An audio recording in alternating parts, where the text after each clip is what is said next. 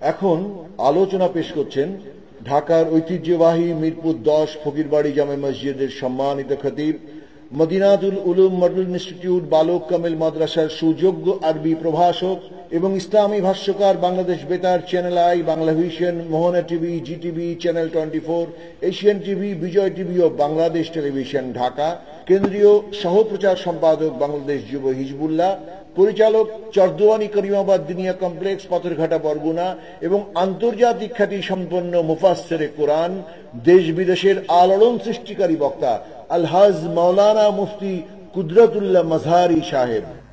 আলহামদুলিল্লাহি রাব্বিল আলামিন ওয়াল আকিবাতু লিল মুত্তাকিন والصلاة والسلام على من كان نبيا وآدم بين الماء والتين وعلى آله وأصحابه أجمعين. أما بعد فقد قال الله سبحانه وتعالى في كلامه المجيد وفرقانه الحميد. সকলে আমার সাথে পড়ুন, আউযু বিল্লাহি মিনাশ শাইতানির রাজিম. বিসমিল্লাহির রহমানির রহিম.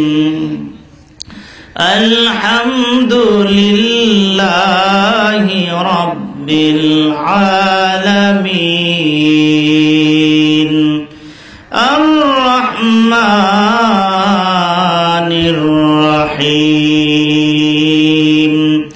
মালিকি ইয়াউমিদ্দিন. ইয়্যাকা না'বুদু ওয়া ইয়্যাকা নাস্তাঈন. اهدنا الصراط المستقيم صراط الذين أنعمت عليهم غير المغضوب عليهم ولا الضالين. آمين. صدق الله العظيم وصدق رسوله النبي الحبيب الكريم. وقال تعالى في شان حبيبه مخبرا وآمرا: إن الله وملائكته يصلون على النبي يا أيها الذين آمنوا صلوا عليه وسلموا تسليما.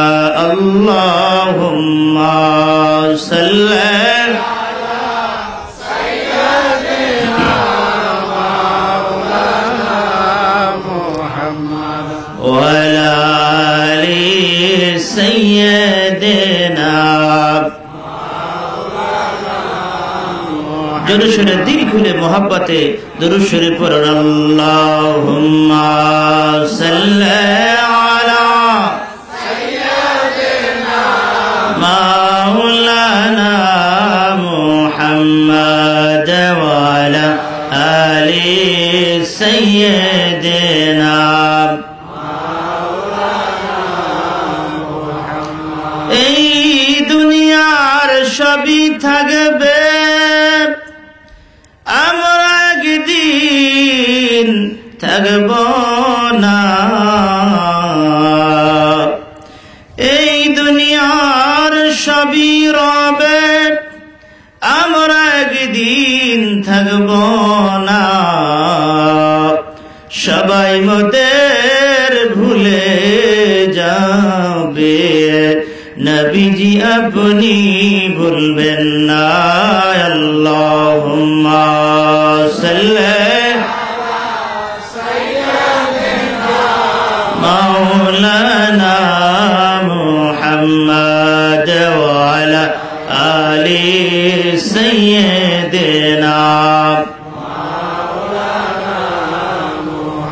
মনে বড় সাদ জাগে নবীজির কদম চুমিতে দেখা দেন গো প্রাণের নবীজি মোদের স্বপন ধ্যানেতে আল্লাহুম্মা সাল্লি আলা সাইয়্যিদিনা মাওলানা মুহাম্মদ ওয়া আলা আলি সাইয়্যিদিনা লা ইলাহা ইল্লাল্লাহ জোরে লা ইলাহা ইল্লাল্লাহ লা ইলাহা ইল্লাল্লাহ লা ইলাহা ইল্লাল্লাহ লা ইলাহা ইল্লাল্লাহ লা ইলাহা ইল্লাল্লাহ حسبي ربي جل الله ما في قلبي غير الله نور محمد صلى الله لا إله إلا الله لا إله إلا الله لا إله إلا الله لا إله إلا الله محمد رسول الله صلى الله عليه وسلم বরগুনা জেলার আমতলী উপজেলার ফেরিঘাট অত্র এলাকার যুবকদের কর্তৃক আয়োজিত বিশাল ইসলামী মহাসম্মেলন ওয়াজ ও দোয়ার মাহফিলের সম্মানিত সভাপতি, উপস্থিত আমার পূর্বে দীর্ঘ আলোচনা করলেন মহতারাম, মঞ্চ উপবিষ্ট রয়েছেন হযরত উলামায়ে কেরাম, আমার সামনে উপবিষ্ট যুবক ভাইরা, মুরব্বিয়ানে কেরাম, পর্দার অন্ত আড়ালে মা ও বোনেরা, মহান রব্বুল আলামিনের দরবারে অসংখ্য অগণিত শুকর আদায় করি যে আল্লাহ রাব্বুল আলামিন মেহেরবানি করে, দয়া করে, মায়া করে পবিত্র কোরআন হাদিস থেকে দুইটি কথা শোনার জন্য বেহেশতের বাগানে কোরআন হাদিসের মজলিসে আমাদেরকে আসার বসার সুযোগ করে দিলেন। সেজন্য মহান আল্লাহ রাব্বুল আলামিনের দরবারে লাখো কোটি শুকর আদায় করি। আমরা সকলে পড়ছি আলহামদুলিল্লাহ, সুবহানাল্লাহ। আলহামদুলিল্লাহ বললে লাভ হয় না ক্ষতি হয়? আরো জোরে বলে লাভ হয় না ক্ষতি হয়? হাদিস শরীফ খুলুন। হাদিস শরীফ ভিতরে আসছে আল্লাহর হাবিব ইরশাদ করেন, সুবহানাল্লাহ আলহামদুলিল্লাহ তামলা বাইনাল মিজান ওয়া তামলা বাইনাস সামাই ওয়াল আরদ। যখন আল্লাহ পাকের কোন বান্দা একবার বলে সুবহানাল্লাহ অথবা একবার বলে আলহামদুলিল্লাহ, বলার সঙ্গে সঙ্গে তার নামে জমিন থেকে শুরু করে আসমান পর্যন্ত যত ফাঁকা জায়গা আছে সব ফাঁকা জায়গাগুলো আল্লাহ পাক নেকি দ্বারা ভরপুর করে দেন। শুধু তাই নয়, এই দুনিয়ায় থাকা যাবে না ভাই। কারো বাবা চলে গেছে, কারো মা চলে গেছে, কারো বড় ভাই চলে গেছে। কখন যেন আপনার আমার সামনে মালাকুল মউত আজরাইল সালাম এসে হাজির হয়ে যায়। এই দুনিয়া ছেড়ে পরকালে আল্লাহ পাকের দরবারে হাজির হইতে হবে কি হবে না? ওই পরকালে ময়দানে আল্লাহ রাব্বুল আলামিন আপনার নেকি এবং বদির ওজন করবেন।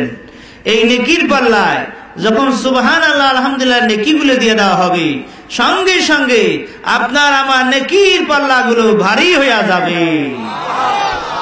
নেকির পাল্লা যদি ভারী হয় তাহলে আপনার আমার জায়গা কোথায় হবে? আরো সকলে মিলে বলেন কোথায় হবে? আমরা সকলে জান্নাতে যাইতে চাই কি চাই না? আরো জোরে চাই কি চাই না? আরো জোরে চাই কি চাই না? আল্লাহ কবুল করবেন, আমিন। জান্নাতে যেতে হলে, এখান থেকে ঢাকা যেতে হলে টাকা পয়সা দরকার আছে কি নাই? তদ্রুপভাবে জান্নাতে যেতে হলো নেক আমল করতে হবে।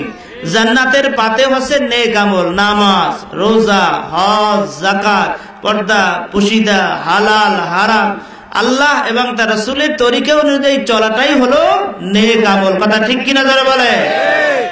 আমরা তো ওয়াজ নসিহত শুনি ঠিক, কিন্তু আমরা আসলে আমল করতে চাই না, ঠিক কিনা বলে? যদি তাই না হতো তাহলে দেখেন এখানে এমন লোক বসা আছে যিনি ফজরের নামাজ পড়ে নাই, এমন লোক বসা আছে যার মাথায় টুপি নাই, গায়ে সুন্নতি লেবাস নাই, হালাল হারামের তবিজ নাই। নাম তো ঠিক আছে আব্দুল্লাহ, আব্দুল করিমের ছেলে, কিন্তু আসলে কামে কাজে কর্মে কি মুসলমানিত্ব আপনার আমার ভিতরে আছে? অনেকের ভিতরে নাই। কথা ঠিক কিনা জোরে বলে? এই জন্য আসলে আমলের দাম আল্লাহর কাছে।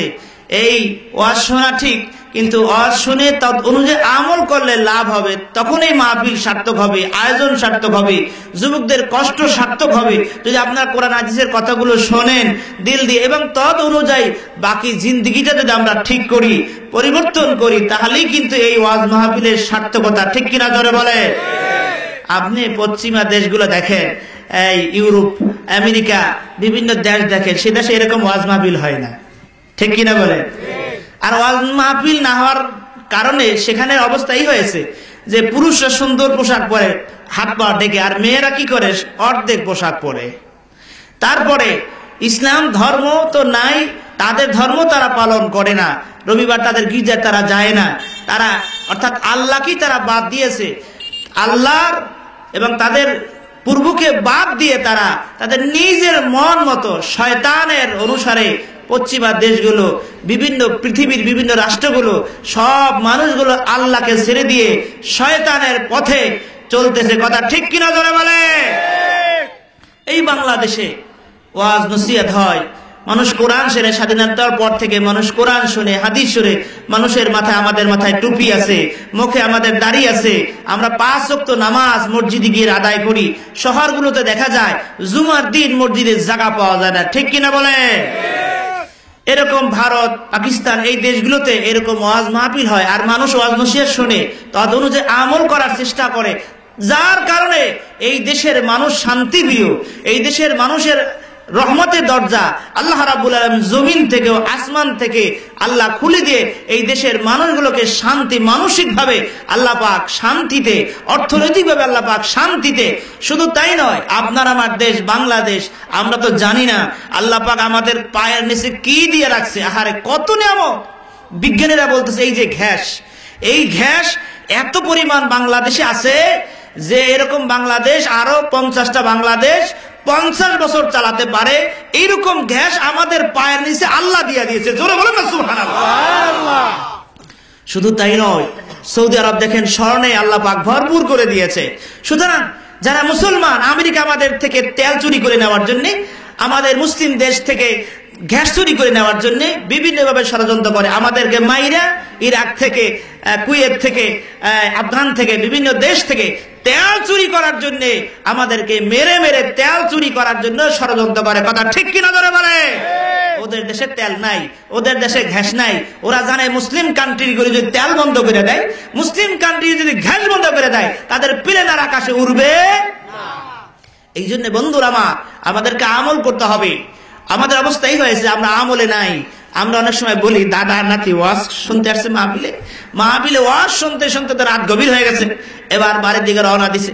তারপরে বাড়ি যেতে ছোট্ট খাল, কি বলে এই যে ছোট ছোট খাল, কালবার দেখলাম, এই যে খাল পাড়ি দিতে হবে, এখন তার নৌকার কোষা নাই, কি করে আর যাবে? তাই নাতি বলতেছে দাদা রে কি করে আর যাই, কেমনে যাব? এখানে একবারই থাকি? না, মানুষের বাড়ি থাকা দরকার নেই। তাই নাতি বলতে দাদা কেমনে যাবো? তুই দেখ আমি কি করি। ঠিক আছে, নাতি দেখতেছে দাদা কি করে। দাদা বলতে নাতি রে তুই আমার কাঁধে সর। এবার দাদায় নাতিরে কান্দে লইছে। এবার নাতি দেখে দাদায় কি করে, নাতি দেখে দাদায় ওই আস্তে আস্তে খালের ভিতরে নামে তো, আর লঙ্গিটা আস্তে আস্তে করে টানে। তারপরে দাদা যখন কোমর পর্যন্ত পানির ভিতরে নামছে, লঙ্গিটা টান দিয়া দাদায় কান্দের উপরে তুলছে, তারপরে খাল পাড়ে দিয়ে পারছে উঠে, তারপরে নাতি কে দাদা এই কাজটা করলেন কি? কিছে?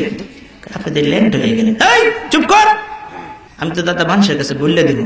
এই বেটা, তোর জন্মের আগ থেকে, তোর বাপের জন্মের আগ থেকে আসলি, 40 বছর পর্যন্ত আসলি, কিন্তু কোনোদিন ওয়াজ তো ওই খালের ওপর থেকে হে পারানি নেই। বলেন এই ওয়াজ শুনে কোনো লাভ আছে? আল্লাহ পাক হযরত ইব্রাহিম আলাইহিস সালাতু ওয়াস সালামকে বললেন, ক্বাল আসলিম, ও ইব্রাহিম আলাইহিস সালাতু ওয়াস সালাম, আপনি আত্মসমর্পণ করেন, আপনি ইসলাম কবুল করেন, আল্লাহর উপরে সারেন্ডার করেন। ইব্রাহিম আলাইহিস সালাম সঙ্গে সঙ্গে উত্তর দিয়ে দিলেন, ক্বালা আসলামতু লিরাব্বিল আলামিন। আয় আল্লাহ তাআলা, আমি বিশ্ব জগতের প্রতিপালক আল্লাহর উপরে কমপ্লিট পরিপূর্ণরূপে আত্মসমর্পণ করলাম। আমাদেরকেও ইসলামের উপরে, কোরআনের উপরে আত্মসমর্পণ করতে হবে পরিপূর্ণরূপে। কথা ঠিক কিনা ধরে বলে? আজকে সে কোরআন আমরা মানি না, হাদিস আমরা মানি না, তত যদি আমল করি না, যার কারণে আজকের পৃথিবীতে মুসলমানরা মাইর খাইতেছে। ইরাকে মুসলমান মাইর খাইতেছে, আফগানে মুসলমান মাইর খাইতেছে, ফিলিস্তিনে মুসলমান মাইর খাইতেছে। আহারে, আমার দেশ, আপনার দেশের পাশের দেশ বার্মা, রোহিঙ্গা মুসলমানদের উপরে এত নির্যাতন চালানো হচ্ছে, গুলি করে পাখির মতো মারা হচ্ছে, আগুন দিয়ে জ্বালিয়ে দেওয়া হচ্ছে, আগুন দিয়ে মানুষদেরকে, জীবিত মানুষদেরকে সেকা হচ্ছে, জীবিত মানুষদের শরীরের গোস্তগুলো কেটে কেটে পাখিকে খাওয়ানো হচ্ছে, নাবালক শিশুদেরকে, জীবন্ত শিশুদেরকে আছাড় মেরে মেরে পাড়ায় পাড়ায় মারা হচ্ছে, মেয়েদেরকে পেট্রোল দিয়ে আগুন দিয়ে ধরাই দেওয়া হচ্ছে, জবা করে করে নদীর পানি, খালের পানি রক্তে লাল হয়ে যাচ্ছে। আপনার আমার মুসলমানদের এই পর্যন্ত পেপারে বিজ্ঞপ্তিতে দেখলাম প্রায় 10,000 মুসলমানকে এই পর্যন্ত তারা শহীদ করে দিয়েছে, লক্ষ লক্ষ মুসলমানদেরকে পঙ্গু করা হয়েছে আপনার আমার পাশের দেশ ভারতে। কথা ঠিক কিনা ধরে বলে? দুঃখের বিষয় হলো সত্য, এই মুসলমানদের পক্ষে কথা বলার মতো কাউকে পৃথিবীতে পাওয়া গেল না। ঠিক কিনা ধরে বলে? হিন্দুদের কিছু হলে ভারত গরম হয়ে যায়। আমাদের দেশের 2-1টা মন্দিরে যদি কেউ ভুলে পোলাপানে যদি একটু টর্চারিং করে, সঙ্গে সঙ্গে টেলিভিশন, সঙ্গে সঙ্গে পেপার পত্রিকা, সঙ্গে সঙ্গে মানবাধিকার গরম হয়ে যায়। ঠিক কিনা ধরে বলে? আর আমার মুসলমান ভাই, লক্ষ লক্ষ ভাইকে পুরাইয়া শেষ করে দেওয়া হচ্ছে, তাদের বাড়িঘর জ্বালিয়ে দেওয়া হচ্ছে। কোন মানবাধিকার আজকের পৃথিবীর কোন মানবাধিকার এখন আর কথা বলে না। কথা ঠিক কিনা ধরে বলে? বন্ধুরা আমার, খ্রিস্টানদের কিছু হলে আমেরিকা গরম হয়ে যায়, ইহুদিদের কিছু হলে ইসরায়েল গরম হয়ে যায়। আজ পৃথিবীতে মুসলমানদের পক্ষে কথা বলার মতো কেউ নাই, কিন্তু আমার আল্লাহ আছে। আমার আল্লাহ দেখতেছেন সবকিছু। বাদশাহ আবরাহা কাবাঘর ভাঙতে আসছিলেন, আল্লাহ কিন্তু ছাড়ে নাই। সে আল্লাহ আছে না নাই? এই বার্মা পৃথিবীর মানচিত্র থেকে নিশ্চিত হয়ে যাবে, ওই বৌদ্ধদের কোন চিহ্ন পৃথিবীর মানচিত্রে থাকবে না। ঠিক কিনা ধরে বলে?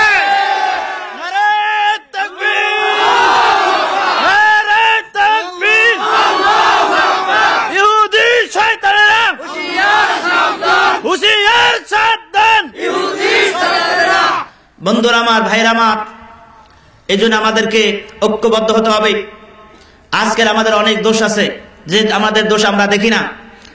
আজকের আলেম ওলামাদের ভিতর ঐক্য নাই, পীর মাশায়েখদের ভিতর ঐক্য নাই, ভাই ভাই ভিতর ঐক্য নাই, ছেলে বাবার সাথে ঐক্য নাই। মত পার্থক্য, দ্বন্দ্ব থাকার কারণে আজকের ইহুদি, খ্রিস্টান, বৌদ্ধরা মুসলমানদের উপরে এভাবে নির্যাতন করার সাহস পেয়েছে। কথা ঠিক কিনা ধরে বলে? আল্লাহ বলছিলেন, ওয়াতাসিমু বিহাবলিল্লাহ, তোমরা আল্লাহর রস্যকে মজবুত ভাবে ঐক্যবদ্ধ হয়ে ধরো, কিন্তু আমরা ধরতে পারি নাই। রাসূল পাক সাল্লাল্লাহু আলাইহি ওয়াসাল্লাম বিদায় হজের ভাষণে তিনি বলেছিলেন, তারাকতু ফিকুম আমরাইন লান তাদিল্লু মা তামাসসাকতুম বিহিমা কিতাবাল্লাহি ওয়া সুন্নাত রাসূলিহি। আমি তোমাদের মাঝে দুটো জিনিস রাখতে যাচ্ছি, এক হচ্ছে আল্লাহর কালাম কিতাবুল্লাহ ওয়া সুন্নাতে রাসূল, রাসূলের সুন্নাত জীবন আদর্শ। এই দুটো জিনিস যদি তোমরা মজবুত ভাবে ধরে রাখতে পারো, আল্লাহর হাবিব বলেছিলেন, কখনোই তোমরা বিপদগামী হবে। সেই কোরআন আমরা ছেড়ে দিয়েছি। আসুন আমরা কোরআন থেকে কিছু আলোচনা শুনি, এর থেকে কিছু নসিহত আমাদের জীবনের পাথ হিসাবে গ্রহণ করি। একসাথে আখিরি মোনাজাত দিয়ে আমরা বিদায় হব ইনশাআল্লাহ। আসুন আমরা তাফসীর শুরু করি, সকলে আমার সাথে তেলাওয়াত করুন। আমি সূরা ফাতিহা তেলাওয়াত করেছি, এর থেকেই কিছু আলোচনা শোনাবো ইনশাআল্লাহ। ইনশাআল্লাহ এই জন্য বলতে হয় যে না মুসিবতে পড়তে হয়। এক বছর গরু কিনতে যাচ্ছে বাজারে, তারপরে বন্ধুর সাথে সাক্ষাৎ, দোস্ত কই যাও? ভাই গরু কিনতে যাচ্ছে বাজারে। আচ্ছা আল্লাহর নাম নিও। আল্লাহর নাম কেন নেব? পকেটের টাকা তো আমার, নগদ টাকা দিয়ে গরু কিনবো। বাজারে গেছে, বাজার কিন্তু এক ধরনের লোক আছে যারা দুই আঙ্গুলের লোক, অর্থাৎ টাকা মাইর দিয়ে দেয়, পকেট কেটে নিয়ে যায়। আছে কি নাই? সব জায়গা আছে, সদরঘাটের অভাব নাই। ঢাকা শহরে বলতেছে সকালবেলা যখন ঢাকাতে যে নামবেন, একজন বল দোস্ত কই যাবা? আমি মিরপুর যাবো। আমি তো মিরপুর যাবো, চলেন একসাথে যাই। তারপর চলে এক গাড়িতে উঠে, তারপরে নিয়ে পেঁচের গল্লির ভিতরে ঢুকে কয় ভাই মিরপুর তো বড় বড় রাস্তা, কিন্তু কই দেখি তো ছোট রাস্তা। কয় আরে এইরকম মিরপুর, পিস্তল থাকায় দেখ কি আছে সাথে, ঠিক কিনা ধরে বলে। তাই গরু কিনতে গেছে বাজারে, তারপরে দোস্ত বলতেছে আল্লাহর নাম নিও। আরে আল্লাহ নাম, পকেটে টাকা নিয়ে গরু কিনবো, আল্লাহ নাম নেবো কেন? বাজারে গেছে, গরু দরদার ঠিক করছে, রশি হাতে ধরছে, এরপরে পকেটে হাত দিয়ে দেখে যে আর টাকা নাই। কই গেল রে টাকা? হাত দিয়ে পকেটেই কাটা, সব পড়ে গেছে, সব নিয়ে গেছে। এখন ইনশাআল্লাহ গরুটার কিনতে পারলাম না। বাড়ি থেকে রওনা, দোস্ত গরু কিনছো? বলতেছে রে দোস্ত গরু কিনবো কি করে? ইনশাআল্লাহ টাকাটা মাইর হয়ে গেছে। এই জন্য সবসময় সর্বকাজে কার নাম নামতে হবে? সকলে আমার সাথে তেলাওয়াত করুন। আউযু বিল্লাহি মিনাশ শাইতানির রাজিম। বিসমিল্লাহির রাহমানির রাহিম। আলহামদুলিল্লাহি রাব্বিল আলামিন। জানেন তো সূরা ফাতিহা সবাই? তা পড়েন না কেন? পড়লে সব হবে না? পড়েন দিল খুলে, মুখ খুলে, পুরুষের মতো। আলহামদুলিল্লাহি রাব্বিল আলামিন আর রাহমানির রাহিম মালিকি ইয়াউমিদ্দিন ইয়্যাকা না'বুদু ওয়া ইয়্যাকা নাস্তাঈন اهدنا الصراط المستقيم صراط الذين أنعمت عليهم غير المغضوب عليهم ولا الضالين। সকলে দিল খুলে বলেন আমিন। সূরা ফাতিহার অর্থ হচ্ছে বিতাড়িত মরদুদ শয়তান থেকে আল্লাহর কাছে পানা চাই। পরম করুণাময় আল্লাহ পাকের নামে শুরু করছি। সমস্ত প্রশংসা বিশ্ব জগতের প্রতিপালক আল্লাহ তাআলার প্রতি, যিনি দয়ালু এবং দাতা, যিনি বিচার দিবসের মালিক। একমাত্র আল্লাহ পাকের জন্য আমরা ইবাদত করি, তার কাছেই সাহায্য চাই। হে আল্লাহ, আমাদেরকে একটা সিরাতাল মুস্তাকিম, সরল সঠিক পথ দান করুন। ওই পথে আমাদেরকে চালান যেই পথে আপনার নিয়ামত প্রাপ্ত মানুষেরা চলেছে। ওই পথে আমাদেরকে চালাইয়া না যে পথে ভ্রান্তি, যারা পথভ্রষ্ট, যাদের উপর গজব নাজিল হয়েছে, এই পথে আমাদেরকে চালাইয়েন না। আমিন। আল্লাহ আমাদের দোয়া মুনাজাত আপনি কবুল করেন। সূরা ফাতিহার তর্জমাটা কবি গোলাম মুস্তাফা সুন্দর করে এভাবে লিখছেন। অনন্তসীম পূর্বমায় তুমি বিচার দিবসের স্বামী, যত গুণগান হে চির মহান তোমারই অন্তর জামি। দুলোকে বুলোকে সবারে সারিয়া তোমারই চরণে পরি লুটাইয়া, তোমারই সকাশে সাচিয়ে শক্তি হে করুণা কামি। সরল সঠিক পুণ্য পন্থা, সরল সঠিক পুণ্য পন্থা মোদের দাও গো বলি। চালাও সে পথে যে পথে তোমার প্রিয়জন গেছে, যে পথে পথ ভ্রষ্ট ভ্রান্তি, সে পথ করো না মোদেরকে গামী। বলামি সূরা ফাতিহা, এই সূরাটা পরিপূর্ণ সূরা হিসেবে সর্বপ্রথম কোরআনে নাজিল হয়েছে। এর আগেও সূরা আলাক, সূরা মুদ্দাসসির, সূরা মুজাম্মিলের আংশিক কিছু আয়াতুল কারিমা নাজিল হয়েছিলেন। যে সর্বপ্রথম যে ওহী হিসাবে সূরা আলাক নাজিল হয়েছে, এই সূরা আলাকের প্রথম 5 আয়াত মাত্র নাজিল হয়েছে। তাফসীর কাশাফ এবং তাফসীর বাইজাবি, এর ভিতরে আছে সূরা ফাতিহা পরিপূর্ণ একসাথে নাজিল হয়েছে এবং এই সূরা ফাতিহা দুইবার নাজিল হয়েছে, একবার মক্কা শরীফে আর একবার মদিনা শরীফে। তাহলে বুঝা যায় এই সূরাটার গুরুত্ব কত। সুবহানাল্লাহ, বলেন না সুবহানাল্লাহ। আল্লাহ নবী ইরশাদ করেন, যে ব্যক্তি সূরা ফাতিহা একবার তেলাওয়াত করবে তার আমলনামায় আল্লাহ রাব্বুল আলামিন 15 পারা কোরআন শরীফ তেলাওয়াত করলে যত সওয়াব হবে সেই পরিমাণ সওয়াব আপনার আমার আমলনামা আল্লাহ পাক লিখে দিবে। আল্লাহ রাব্বি ইরশাদ করেন, কোন ব্যক্তি যদি 2 বার সূরা ফাতিহা তেলাওয়াত করে তার আমলনামায় 1 খতম কোরআন শরীফের তেলাওয়াত করলে যত সওয়াব হবে সেই পরিমাণ সওয়াব আল্লাহ পাক আপনার আমার আমলনামায় লিখে দিবে। আর ছোট্ট একটা সূরার ফজিলত আছে, সূরা ইখলাস যদি কেউ 3 বার তেলাওয়াত করে তার আমলনামায় 1 খতম কোরআনের সওয়াব দেওয়া হয়। বলেন না সুবহানাল্লাহ। হযরত আলী রাদিয়াল্লাহু তাআলা আনহুর বিয়ে অনুষ্ঠান, তা রাসূল পাক সাল্লাল্লাহু আলাইহি ওয়াসাল্লাম মেয়ের ফাতেমাকে সবাইতে বিয়ে করতে চাচ্ছে। তাই হুজুর কাকে না বলবেন কাকে হা বলবেন, তাই হুজুর বলে একটা পরীক্ষা নিতে হবে। পরীক্ষা হলো এই, যে ব্যক্তি কোরআন শরীফ আগে তেলাওয়াত করে শেষ করতে পারবে তার কাছে আমার মেয়েকে তুলে দিব। সবাই বসলেন, ইন্টারভিউ শুরু হয়ে গেছে, সবাই তেলাওয়াত করতেছে কোরআন শরীফ, সবাই হাফেজে কোরআন। হযরত আলী রাদিয়াল্লাহু তাআলা জীবন যাচ্ছে, সে শুধু সূরা ইখলাস কুল ওয়াল্লাহ সূরা 3 বার পড়ে বসে আছে। নজা আলী কি অবস্থা, তুমি তেলাওয়াত করো না কেন? হুজুর আমার খতম হয়ে গেছে। সুবহানাল্লাহ, বলেন না সুবহানাল্লাহ। সকল সাহাবীদের চোখ বড় হয়ে গেছে, আরে আমি 1 পারা তেলাওয়াত করতে পারলাম না, আমি 1.5 পারা তেলাওয়াত করতে, 2 পারা তেলাওয়াত করতে পারলাম, সবাই হাফেজ, আর ওনার তেলাওয়াত হয়ে গেছে। আল্লাহ নবী বলেন, আলী কি তেলাওয়াত করলে আমাকে বুঝাও। আলী বলেন, ইয়া রাসূলুল্লাহ, ইয়া হাবিবাল্লাহ, হুজুর আপনি তো বলছেন যে ব্যক্তি সূরা ইখলাস 3 বার তেলাওয়াত করবে তাকে 1 খতম কোরআনের সওয়াব দেওয়া হবে, আপনি তো বলছেন, কি বলেন না হুজুর? নবীজি বলেন, হ্যাঁ বলছি তো। হুজুর বললেন, আমি তো বলছি। আলী বলেন, হুজুর আমি সূরা ইখলাস 3 বার পড়ে বসে আছি।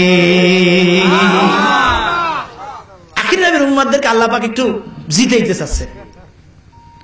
হযরত ঈসা আলাইহিস সালাম যাচ্ছেন পথ দিয়ে, দেখেন ওই বড় একটা পাথর, সুন্দর সাদা ধবধবে পাথরটা দেখে ঈসা আলাইহিস সালাম খুব পছন্দ হয়েছে। আল্লাহ ভাই এত সুন্দর পাথর তৈরি করছে, তাই পাথরের চারপাশে ঈসা আলাইহিস সালাম তওয়াফ করতেছে, মানে ঘুরতেছে। আল্লাহ ডেকে বলে, ঈসা পয়গম্বর তুমি কি দেখলা? কত সুন্দর, আল্লাহ আপনি এত সুন্দর পাথর বানাইছেন, আমার খুব ভালো লাগতেছে। আল্লাহ বললেন, আরো সুন্দর আছে এর ভিতরে। কি? তোমার হাতে যে লাঠি আছে ওই লাঠি দিয়া তুমি ওই পাথর উপর আঘাত দাও। ঈসা আলাইহিস সালাম লাঠি দিয়ে যখন পাথর আঘাত দিলেন, সঙ্গে সঙ্গে পাথরটা ফেটে গেল। জোরে বলেন সুবহানাল্লাহ। পাথর যখন ফেটে গেল, তাকিয়ে দেখে পাথরের ভিতরে একজন সুন্দর সবুজ পোশাক পরিহিত সুন্দর একজন আল্লাহর বান্দা হাতে তসবিহ আল্লাহর জিকির করতেছে। ঈসা আলাইহিস সালাম আরো আশ্চর্য হলেন, ও আল্লাহর বান্দা, তুমি এখানে এই পাথরের ভিতরে কয় বছর ধরে আছো? হুজুর 1 বছর 2 বছর, 400 বছর। সুবহানাল্লাহ। কয় বছর? 400 বছর। কি করো? আল্লাহর জিকির করি। খাও কি? আল্লাহর পয়গম্বর ঈসা আলাইহিস সালামকে লক্ষ্য করে, হুজুর আল্লাহ রাব্বুল আলামিন সকাল এবং সন্ধ্যা জান্নাত থেকে জান্নাতি নিয়ামত আমার জন্য খাবার পাঠান, সেই নিয়ামত খাই, আমি আল্লাহর জিকির করি। ঈসা আলাইহিস সালাম আরো আশ্চর্য, আল্লাহ কি এখানে 400 বছর পর্যন্ত পাথরের ভিতরে সে ইবাদত বন্দি করে?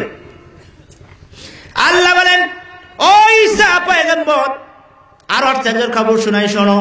আমার আখিরি নবীর উম্মতেরা যদি 2 রাকাত নফল নামাজ আদায় করে, আমি আল্লাহ রাব্বুল আলামিন ওই যে আমার বান্দা 400 বছর ইবাদত বন্দেগী করে যত নেকি অর্জন করেছে, আমার আখিরি নবীর উম্মতেরা যদি 2 রাকাত নফল নামাজ আদায় করে, আমি আল্লাহ রাব্বুল আলামিন তাদের আমলনামায় এর চাইতে বেশি সওয়াব দিয়া দিব। আল্লাহ তাআলা আমাদেরকে বেনিফিট করতেছে। আমাদের তো সময় কম, আমাদের হায়াত কম, এই জন্য আল্লাহ পাক আমাদেরকে বেশি বেশি সওয়াব দিয়ে দিয়েছেন, সুযোগ দিয়েছে।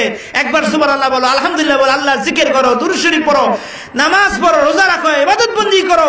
ওই পূর্বের সব নবীর উম্মতের চাইতে আল্লাহ পাক আপনার আমার নেকি পাল্লা ভারী করে তাদের চাইতে বেশি মর্যাদা দিয়ে আল্লাহ পাক তাদের যে জান্নাত দেবে তার চাইতে বেশি জান্নাতি দামি জান্নাত আল্লাহ পাক আখিরি নবী আপনার আমার জন্য আল্লাহ পাক তৈরি করে রেখেছে। জোরে বলুন সুবহানাল্লাহ। বন্ধুরা আমার, সূরা ফাতিহা সর্বপ্রথম পরিপূর্ণরূপে নাজিল হয়েছে প্রাথমিকভাবে ওহী নাজিল হওয়ার পর কিছুদিন ওহী বন্ধ ছিল। আল্লাহ নবী অস্থির হয়ে গেলেন, ওহী কেন আসে না, কোরআন কেন নাজিল হয় না। তখন আল্লাহ রাব্বুল আলামিনের হাবিব খুব পেরেশানি, খুব চিন্তাযুক্ত। এরপরে একদা দুই পাহাড়ের মাঝখান থেকে যেই পথ, ওই পথটাকে বলা হয় গিরিপথ, ওই পথ দিয়ে আল্লাহ নবী যাচ্ছেন। এমন সময় আল্লাহ নবী লক্ষ্য করলেন, শুনতে পেলেন কে যেন আওয়াজ দিয়ে ডাকতেছে, ইয়া মুহাম্মদ, ইয়া মুহাম্মদ বলে আওয়াজ দিতেছে। আল্লাহ নবী পিছনের দিকে তাকালেন, কাউকে দেখতে পেলেন না। সামনের দিকে তাকালেন, কাউকে দেখতে পেলেন না। ডানে বামে কাউকে দেখা যায় না। হঠাৎ করে তিনি উপরের দিকে তাকাইলেন, আসমানের দিকে তাকাইয়া দেখেন শাহী সিংহাসনে বসা ওই মহাপুরুষ যিনি ইতিপূর্বে হেরা গুহায় ওহী নিয়ে এসেছিলেন, হযরত জিবরাইল আলাইহিস সালাতু ওয়াস সালাম। জিবরাইল বলে, ইয়া রাসূলুল্লাহ, ইয়া হাবিবাল্লাহ, হুজুর আপনি তেলাওয়াত করুন, হুজুর আপনি তেলাওয়াত করুন সূরা ফাতিহা। জিবরাইল আমিন আল্লাহ নবীকে তেলাওয়াত করে শোনায়া দিলেন। সূরা ফাতিহা নাজিল হয়ে গেল। কোরআন শরীফের সর্বপ্রথম সূরা সূরা ফাতিহা। ফাতিহা শব্দ তো খোলা, ফাতিহা শব্দ তো ভূমিকা, এর দ্বারা কোরআন শরীফ শুরু করা হয়েছে। এই সূরা ফাতিহা দিয়ে কোরআন শরীফকে খোলা হয়েছে। এই সূরা ফাতিহার ভিতরে কি আছে? তাফসীর ভিতরে আছে, পবিত্র কোরআনের ভিতরে যা কিছু আছে সূরা ফাতিহার ভিতরে তা আছে। সূরা ফাতিহার ভিতরে যা আছে এটা যদি ব্যাখ্যা বিশ্লেষণ করা হয় তাহলে পুরা 30 পারা কোরআন হয়ে যায়। জোরে বলেন সুবহানাল্লাহ। পবিত্র কোরআনের ভিতরে যা আছে সূরা ফাতিহার ভিতরে তা আছে। সূরা ফাতিহার ভিতরে যা আছে বিসমিল্লাহির রহমানির রহিমের ভিতরে তা আছে। বিসমিল্লাহির রহমানির রহিমের ভিতরে যা আছে, বিসমিল্লাহ শুরুতে যে বা আছে সেই বা অক্ষরের ভিতরে তাহা রয়েছে। জোরে বলেন সুবহানাল্লাহ। এই বার ভিতরে যা আছে, বা শুরুতে একটু দেখবেন একটু মাত্রা বড় করানো, এই বড় যে মাত্রা, এই মাত্রার ভিতরে তাহা আছে। এই মাত্রার ভিতরে কি নিহিত আছে? বন্ধুরা আমার, ভাইয়েরা আমার, তাফসীর খুললে দেখা যায় আল্লাহ রাব্বুল আলামিন রূহদেরকে সৃষ্টি করলেন। সব নবী পয়গম্বরদের রূহ, আপনার আমার রূহ, সব রূহদেরকে আল্লাহ সৃষ্টি করলেন আল মারহা, রূহের জগতের ভিতরে। এরপর আল্লাহ পাক সমস্ত রূহদেরকে প্রশ্ন করলেন। সকলকে লক্ষ্য করে আল্লাহ তাআলা জিজ্ঞাসা করলেন, আল্লাহ পাক প্রশ্ন করলেন, আলাস্তু বিরাব্বিকুম, আমি কি তোমাদের পূর্ব নহি? কেউ কিছু বলতেছিল না। সকলের মধ্য থেকে আপনার নবী, আমার নবী, নবীদের নবী, বিশ্ব সবার সভাপতি, আকায়ে মাওলা, তাজদারে মদিনা, উম্মতওয়ালা, জান্নাতওয়ালা, দয়াল নবীজি, রহমতের নবীজি, মদিনাওয়ালা মুহাম্মদুর রাসূলুল্লাহ সাল্লাল্লাহু আলাইহি ওয়াসাল্লাম সর্বপ্রথম জবাব দিলেন, বালা, অবশ্যই আল্লাহ আপনি আমাদের পূর্ব। জোরে বলুন সুবহানাল্লাহ। আল্লাহ তাআলা খুব খুশি হয়ে গেলেন। এই জন্য বা অক্ষরটার এত বরকত।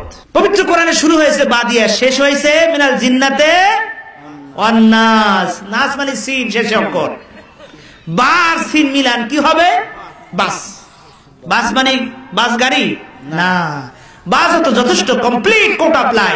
ইসলাম পরিপূর্ণ একটা জীবন বিধান, জন্ম থেকে শুরু করে মৃত্যু পর্যন্ত মানুষের পারিবারিক, সামাজিক, অর্থনৈতিক, রাজনৈতিক, আন্তর্জাতিক সর্বক্ষেত্রে যা কিছু দরকার সব ইসলামের ভিতরে, কোরআনের ভিতরে আছে কি নাই? সবকিছুই রয়েছে। এটা আল্লাহ বুঝালেন, বাস মানে যথেষ্ট। বন্ধুরা আমার, সর্বকাজে এই বিসমিল্লাহ চালু করতে হবে। আজকের বিসমিল্লাহ আমাদের সমাজ থেকে উঠে গেছে। খাওয়া দাওয়ার শুরুতে বিসমিল্লাহির রহমানির রহিম তেলাওয়াত করি না, কাজের শুরুতে বিসমিল্লাহির রহমানির রহিম বলি না, যার কারণে আমাদের কাজগুলো, আমাদের খাবারগুলো বরকত শূন্য। ঠিক কিনা? জোরে বলে। আল্লাহ নবী বলেন, কুল্লু আমরিন জিবালেন লাম ইয়াবদা বিসমিল্লাহির রহমানির ফাহুয়া আবতার। যেই কাজে, যেই কর্মে বিসমিল্লাহির রহমানির রহিমের তেলাওয়াত করা হয় না, সেই কাজটা বরকত শূন্য, সেই খাবারটা বরকত শূন্য। ঠিক কিনা? জোরে বলে। ছোট্ট একটা আমল, দেখেন কত ফজিলতের ভিতরে। বন্ধুরা আমার, ভাইয়ের আমার, বিসমিল্লাহির রহমানির কি সম্মান করলে, বিসমিল্লাহির রহমানির রহিম কি তাজিম করলে, তার নামটা আল্লাহ পাকের বিশেষ বান্দা, ওলিদের নামের কাতারে আল্লাহ তাআলা লেখা দেয়। যুবক বাশার হাবিব মদ খাইতে যাইতেছে, পথিমধ্যে দেখি আল্লাহর কালাম পড়ে আছে, লেখা রয়েছে বিসমিল্লাহির রহমানির রহিম। বাশার এই আল্লাহর কালাম টুকরো উঠায়া ময়লাগুলো মুইসা রুমালে জড়াইলেন। আমাদের সামনে কত আল্লাহর কালাম পড়ে থাকে, কত পা দিয়ে পাড়াই দেয়, কোন দিন তো মনের ভিতরে একটা টান লাগলো না, মনের ভিতরে মোহাব্বত লাগলো না, কোরআনের প্রতি ভালোবাসা লাগলো না, ঠিক কিনা জোরে বলে। যুবক বাশার খারাপ মানুষ, মদখোর, মদ খাইতে যাইতেছে, দেখে আল্লাহর কালাম পাইয়া কোরআনের মোহাব্বতে বিসমিল্লাহির রহমানির রহিম মোহাব্বতে রুমালে জড়ায়া আতর গোলাপ পেঁচায়া আতর গোলাপ লাগায়া বাসায় নিয়ে সুন্দর করে তাজিম করে ঘরে থাকে রেখে দিয়া বাসার মদ খেতে চলে গেছে। মদ খেয়ে বাসার মাথা লয়ে পড়ে আছে। আল্লাহর কাছে কাজটা এত পছন্দ হয়ে গেল, আল্লাহ ডাক দিলেন, যখন আল্লাহর ওলি হযরত হাসান বসরি রাহমাতুল্লাহ আলাইহি ডেকে গেল, হাসান বসরি রে তাড়াতাড়ি মদ কোটারে যা, বাশার নামে এক যুবক মদ খায়া পড়ে আছে, তাকে ওখান থেকে উঠায়া গোসল করায়া তওবা করায়া আমি যে তাকে এত মর্যাদা দিয়েছি, আমার ওলিদের কাতায় তার নামটা লেখা দিয়েছি, এই খবরটা তার কানে একটু শোনায়া দে। নবীদের কাছে আসে ওহী আর ওলিদের কাছে ইলহাম। হযরত হাসান বসরি রাহমাতুল্লাহ আলাইহি আল্লাহর হুকুম পেয়ে ইলহাম পেয়ে চলে গেলেন মদ কোটারে যাও। দরজায় যখন দাঁড়াইলেন, লোকেরা বলতেছে, হুজুর আপনি কেন আইছেন এখানে? এইখানে তো আপনার আসার কথা না, এখানে তো যুবকরা আসে, মদখোর আছে, খারাপ মানুষগুলো আছে, পাপ কাজ করে তারা আসে। আল্লাহর ওলি হযরত হাসান বসরি রাহমাতুল্লাহ আলাইহি বলেন, আমি মদ খাইতে আসি নাই, বাশার নামে এক যুবক আছে নাকি? বলে হ্যাঁ আছে তো, তাকে খোঁজার জন্য আসি। কোথায়? হুজুর সে মদ খাইতে মাতাল হয়ে পড়ে আছে। আল্লাহর ওলি বাশারের কাছে চলে গেলেন, গিয়ে ডাকলেন, ও বাবা বাশার। চোখ খুললেন, হঠাৎ করে আল্লাহর ওলিকে দেখে চিনে ফেললেন, হুজুর আপনি কেন এখানে আসছেন? আল্লাহর ওলি ডেকে বলেন, আল্লাহ পাক আমাকে তোমার কাছে পাঠিয়েছে বাবা বাশার, তুমি কোনো ভালো কাজ করছো কিনা? বলে না হুজুর, আমি কোনো ভালো কাজ করছি মনে হয় না, তবে বলো না কি কোনো ভালো কাজ করছো কিনা? বলে হ্যাঁ, আসার সময় আমি আল্লাহর কালাম বিসমিল্লাহির রহমানির মাটিতে ধুলাবালি পড়ে আছে, ওটাকে উঠাইয়া আমি সুন্দর করে আতর গোলাপ লাগাইয়া ঘরে রেখে আসছি। সঙ্গে সঙ্গে আল্লাহর কথাটা বাশারকে শুনাই দিলেন। আল্লাহ ডেকে বলি, আ বাশার রফাত ইসমি ফারাফানা, ও বাশার রে তুমি আমার বিসমিল্লাহির রহমানির রহিম কি তাজিম করলি রে বাবা? আল্লাহ তাআলার কথা শুনাই দিলে, আমার কোরআনকে সম্মান করলি রে, এই জন্য আমি তোমার নামটাকে আমার বিশেষ বিশেষ বান্দাদের নামের কাতারে আমি আল্লাহ রাব্বুল আলামিন লিখে দিলাম। চিৎকার দিয়ে বলুন সুবহানাল্লাহ। কোরআনকে সম্মান করে মানুষ আল্লাহর ওলি হয়, ঠিক কিনা জোরে বলে। আজকের সেই কোরআনের সম্মান আমাদের কাছে নাই। কোরআনকে পালানো হয়, কোরআনকে ডাস্টবিনে ফেলা হয়, কোরআনকে সিরিজের আগুন দেওয়া হয়, কোরআনকে অসম্মান করা হয় এই বাংলাদেশে, ঠিক কিনা জোরে বলে।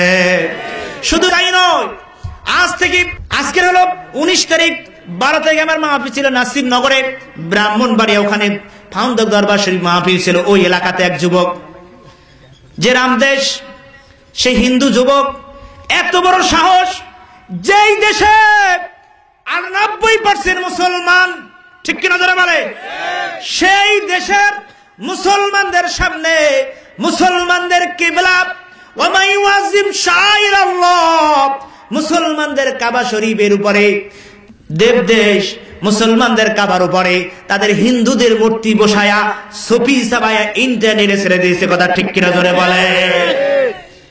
আমরা তো কোনো মূর্তি ভাঙতে যাই নাই, কোন মুসলমান তো কোনো মূর্তি ভাঙতে পারে না। ইসলাম এত সুন্দর ধর্ম, সহমর্মিত ধর্ম, এখানে হিন্দু থাকবে, বৌদ্ধ থাকবে, তার অধিকার, বেঁচে থাকার অধিকার, তার দেশে থাকার অধিকার। কোন মুসলমান অন্যায় ভাবে কোন বিধর্মীর গায়ে হাত দিতে পারে না, আর আমরা হাতও দেই না, কোন মূর্তিও আমরা ভাঙি না, কোন মূর্তিকে আমরা সম্মান করি না, ঠিক কিনা জোরে বলে। অথচ বাংলাদেশে কি করে সাহস পায় কাবা শরীফের উপরে মূর্তি বসায়া তারপর ছবি ছেড়ে দেয় এই বাংলাদেশে।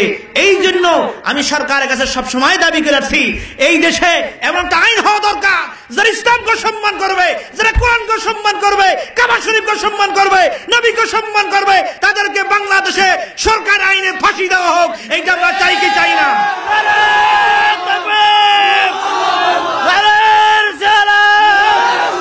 ইসলামের শত্রুরা, ইসলামের শত্রুরা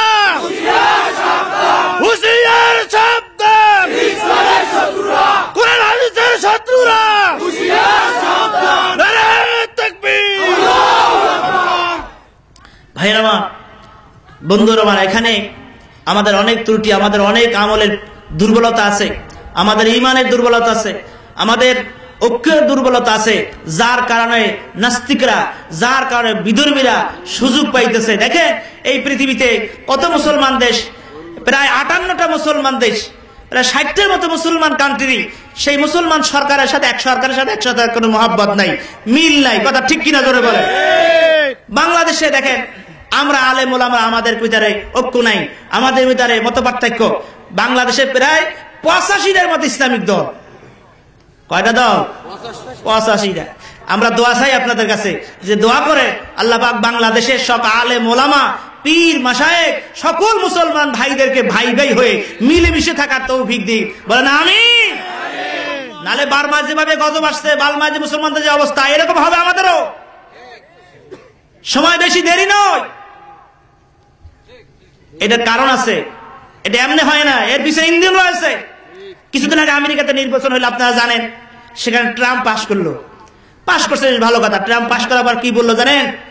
যে মুসলমানরা এই পৃথিবীতে ফাসাদ সৃষ্টি করতেছে, মুসলমানদেরকে এই পৃথিবীতে জায়গা হবে না, মুসলমান সব মঙ্গল গ্রহে পাঠাই দেওয়া হবে। কি বললো? কথাটা বুঝছেন? সে বলতেছে মুসলমানরা এই দেশে পৃথিবীতে সন্ত্রাসবাদ, এই আইএস, এই জঙ্গিবাদ, এটা কি মুসলমানরা করে? এরা মুসলমানরা কোনোদিন মানুষ মারতে পারে না, মুসলমান কোনো মানুষ হত্যা করতে পারে না। আইএস এর এক সদস্যের গলায় দেখলাম ছবিতে আসছে যে তার গলায় যে একটা লকেট আছে না, লকেট, তো অনেকে লকেট পরেন, সেই লকেট হচ্ছে খ্রিস্টানদের ক্রস। যার গলায় খ্রিস্টানদের ক্রস, এটা কি মুসলমান? সে কোনোদিন মুসলমান হয়? এরা মুসলমান সেজেছে, নারায়ে তাকবীর আল্লাহু আকবার দিয়ে মন্দির ভাঙে, দেখা গেল সে ছেলেটা হিন্দু। কোন মুসলমান মন্দির ভাঙতে পারে না, কোন মুসলমান কোন বিধর্মীদেরকে হাত দিতে পারে না। হাদিস আসছে, আল্লাহ নবী বলছেন, কোন মুসলমান যদি কোন বিধর্মীর গায়ে হাত দেয়, কিয়ামতের ময়দানে নবীজি বলছে আমি ওই বিধর্মীর পক্ষে, ওই আমার মুসলমান উম্মতের বিপক্ষে আল্লাহর দরবারে সাক্ষী দেব। কথা ঠিক কিনা ধরে বলে? হাদিসকে ছোট্ট করে শুনাই। রাসূল পাক সাল্লাল্লাহু আলাইহি ওয়াসাল্লামের দরবারে একজন মুসলমান আর একজন ইহুদি জমি নিয়ে সালিশি দ্বন্দ্ব, বিচারের জন্য গেছে। হুজুর বিচার করে দেন, এই জমিটা তো হুজুর আমার। ওই ইহুদি বলতেছে হুজুর এটা আমার, দুইজনে বলতেছে আমার। তো আল্লাহ নবী তাদের বক্তব্য শুনে বিচার ফয়সালা করলেন যে ইহুদির পক্ষে হুজুর রায় দিয়ে দিলে। তারপরে মুসলমান নবীজির সাহাবী, সে বলে আমি নবীজির সাহাবী, নবীজির হাদিয়া তো হবা দেই, নবীজিকে সম্মান করি, ভালোবাসি, মুসলমান। আর আমার ইহুদির পক্ষে নবীজি সাক্ষী দিয়ে রায় দিয়ে দিল, আমার পক্ষে হুজুর রায় দিতে পারল না। আল্লাহ নবী ছিলেন ন্যায়বান, ইনসাফবান, ঠিক কিনা যারা বলে? তিনি তো অন্যায় ভাবে কারো পক্ষপাতিত্ব করতে পারেন না।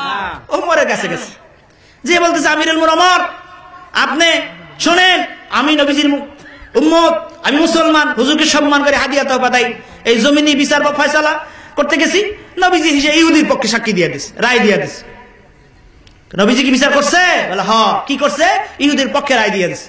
ঠিক আছে বসো, আমি একটু বিচার করে দিচ্ছি, বিচার সানি করে দিচ্ছি। ওমর রাদিয়াল্লাহু তাআলা ঘরের ভিতর গেলেন, খোলা তরবারি নিয়ে আসলেন, এক কপ দিয়ে মুসলমানকে দ্বিখণ্ডিত করে দিলেন। বলে এটাই হলো তোমার বিচার, যে আল্লাহ নবীর বিচার ফয়সালা মানে না, তার বিচার এটাই হয়। ঠিক কিনা ধরে বলে? দেখলেন রাসূল পাক সাল্লাল্লাহু আলাইহি ওয়াসাল্লাম বিচার ইহুদির পক্ষে রায় দিলেন, খ্রিস্টানদের পক্ষে তিনি রায় দিলেন। তাহলে ইহুদি, নাসারা, বৌদ্ধ, খ্রিস্টান আমাদের পাশে থাকবে, তাদের অধিকার, তাদের গায়ে হাত দেওয়া, তাদের মূর্তি ভাঙা, এটা কোন মুসলমানদের অধিকার নাই। ঠিক কিনা ধরে বলে? কিন্তু তারা কি করে দেখেন, তারা আমরা নীরব থাকি, চুপ থাকি, এই সুযোগে বাংলাদেশে আমার নবীকে গালি দেওয়া হচ্ছে, নবীর বিরুদ্ধে কাটন চাপা হয়, নবীকে অসম্মান করা হয়, কোরআনকে সম্মান করা হয়, ইসলামকে সম্মান করা হয়, কাবা শরীফকে সম্মান করা হয়, তার বিচার হয় না। ঠিক কিনা ধরে বলে?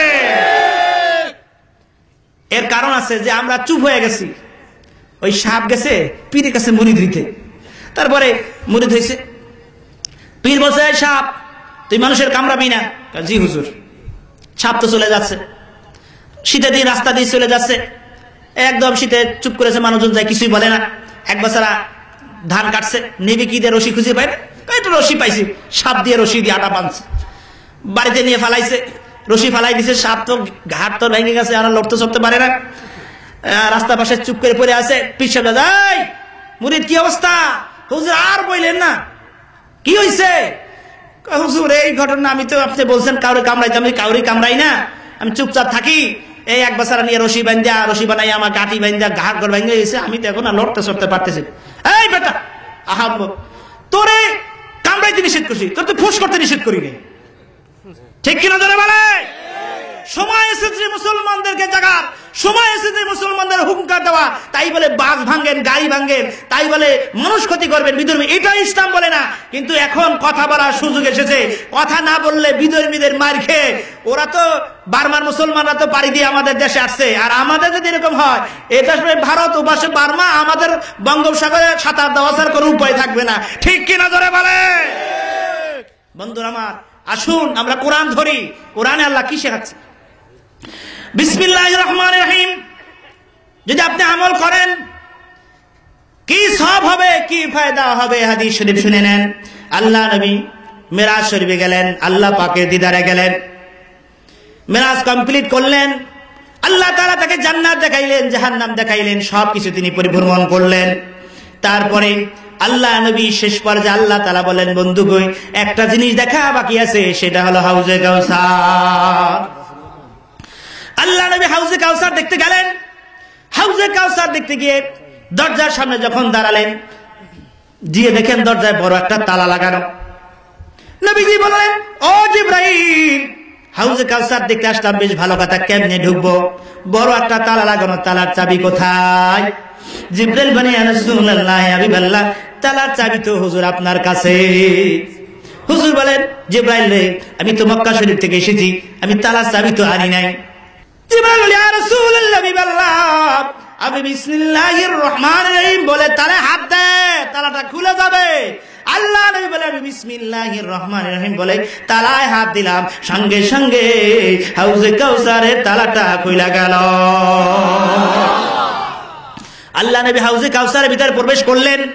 প্রবেশ করে দেখেন 4 প্রকারের শরবত নহর একত্রিত হয়েছে, এটাকে হাউজে কাউসার বলা হয়।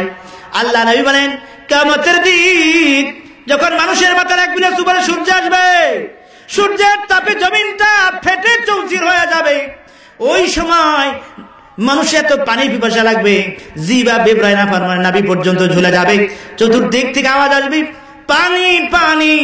আল্লাহ নবী বলে, ওই সময় যদি কাউকে এক পেলা হাউজে কাউসারের পানি দেওয়া হয়, কমপক্ষে 40 বছরের ভিতরে তার পানির পিপাসা আর লাগবে না। আবার বর্ণনা আল্লাহ নবী বলেন, জান্নাত পর্যন্ত পুষতে আর তার পানির পিপাসা লাগবে না। আল্লাহ নবী দুনিয়ায় চলে আসলেন, সব কাজে তিনি বিসমিল্লাহির রহমানির রহিম তেলাওয়াত করেন, আর মুনাজাত দিয়া বলেন, আল্লাহ আল্লাহুম্মা কুলু বিসমিল্লাহির রহমানির রহিম, আল্লাহ গো, আমি কিন্তু বিসমিল্লাহ বাদ দেই না, তুমি আমাকে ওই নিয়ামত থেকে মাহরুম করো না। আল্লাহ ডেকে বলে, বন্ধু রে, ও বন্ধু, আমার বন্ধু তো হাউজে কাউসার দেখে আর লোভ সামলাইতে পারে না।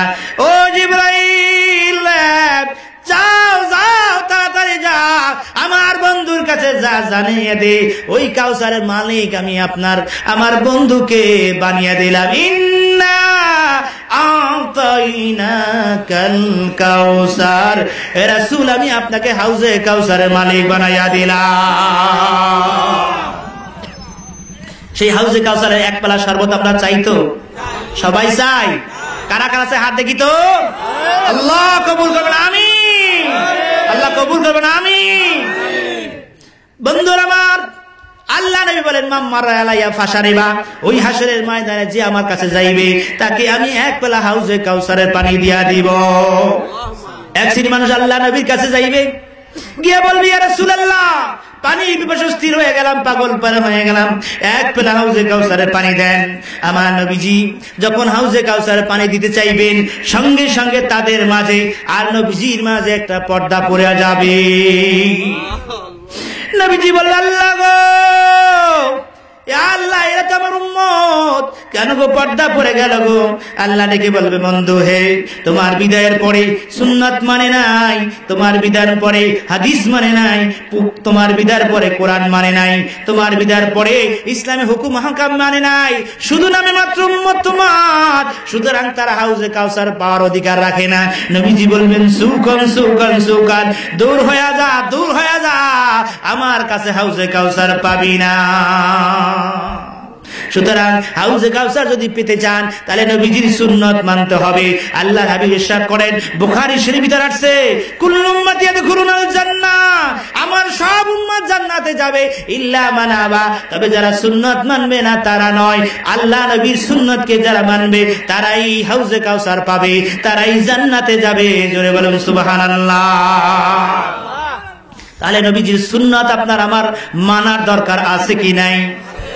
আজকে নামাজ পড়তে মুসল্লি যায় মসজিদে, দেখা যায় মাথায় টুপি নাই, ঠিক কিনা? জোরে বলেন। প্রশ্ন করে, ভাই টুপি নাই কেন? টুপি ছাড়াই তো নামাজ হয়। আবার টিভির পর্দায় বসে বসে কিছু আলেম ওলামা আছে, ওয়াজ করে টুপি ছাড়াই নামাজ হয়। আমি বলবো, মৌলবী তুমি টুপি খুলে টিভির ভিতর বসে ওয়াজ করো, ঠিক কিনা বলে? তুমি যখন ফতোয়া দাও টুপি ছাড়া নামাজ হয়, তাহলে তুমি নিজে টুপি খুলে ওয়াজ করো, দেখে তোমার ওয়াজ কয়জনে শোনে? বন্ধুরা আমার, সুন্নাতের গুরুত্ব এত বেশি। আল্লাহ নবী বলেন, মান তামাসসাকা বিসুন্নতি ইনদা ফাসাদ উম্মতি ফালাউ আজরু মিয়াতিন শাহীদ। এই ফিতনা ফাসাদের জমানায় যারা একটা সুন্নাতকে আমল করবে, আল্লাহ রাব্বুল আলামিন খুশি হয়ে তাদের আমল নামায় 100 শহীদের সওয়াব দান কইরা দিবে। ও যুবক ভাইয়েরা, সুন্দর মাহফিল আয়োজন করছো, মাথায় টুপিটা দিবা, 5 ওয়াক্ত নামাজ পড়বা, সুন্নতি লেবাস পরবা। আল্লাহ নবী সব সময় সুন্নতি জামা পরতেন। আহাব্বুস সিয়াবি কামিসুন, নবীজি বলেন, আমার গোল জামা পরতাম, গোল টুপি পরতাম। আল্লাহ নবীর মুখে দাড়ি ছিল, বুক ভরা কোনোদিন দাড়ি কামান নাই, দাড়ি সেটার নাই, ঠিক কিনা? জোরে বলে। আজকে নবীর উম্মত দাবি করো, নবীর সুন্নাত মানো না। যখন আপনাকে আমাকে কবর রাখা হবে, তখন বলা হবে বিসমিল্লাহি ওয়া আলা মিল্লাতি রাসূলিল্লাহ। এই জন্য বলি যুবকরা, ভাইরা আমার, বন্ধুরা আমার, ওই কবরে মুসলমান হয়ে যাও, ওই কবরে হিন্দুর নমুনায় যাইও না, ওই কবরে খ্রিস্টানদের নমুনায় যাইও না, ওই কবরে মজুসিদের নমুনায় যাইও না, ওই কবরে বিধর্মীর কোন নমুনায় যাইও না। কবর কিন্তু মুসিবতের জায়গা, ঠিক কিনা? জোরে বলে। যুবক ভাইরা, যারা দাড়িটা কামাও, তোদের হাতে ধরি পায়ে ধরে আর কোনদিন দাড়িটা কামায়া আমার নবীজির কলিজায় আঘাত দিস না।